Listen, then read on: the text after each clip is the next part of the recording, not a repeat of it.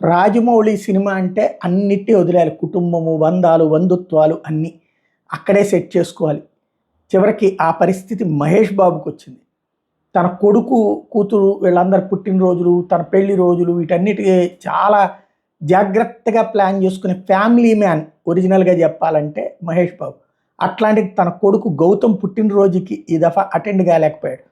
అందుకని చెప్పి బర్త్‌డేకి నిన్ను మిస్ అవుతున్నా అంటూ సోషల్ మీడియాలో ఒక పోస్ట్ పెట్టాడు. గౌతమ్ పుట్టినరోజున తాను అందుబాటులో లేకపోవడం మీద ఎమోషనల్ అయ్యాడు. గతంలో దిగిన ఫోటోను పంచుకుంటూ 19వ వసంతంలోకి అడుగుపెట్టిన కొడుక్కి పుట్టినరోజు శుభాకాంక్షలు తెలియజేశాడు.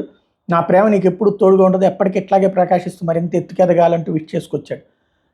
దీని మీద ఇక గౌతమ్కి వెంటనే శుభాకాంక్షలు చెప్పేవాళ్ళ సంఖ్య అంటే యంగ్స్టర్ అయిపోయాడు. ఇప్పుడు 18 ఏళ్ళు దాటడం అంటే మైనారిటీ తీరిపోయింది కుర్రోడికి.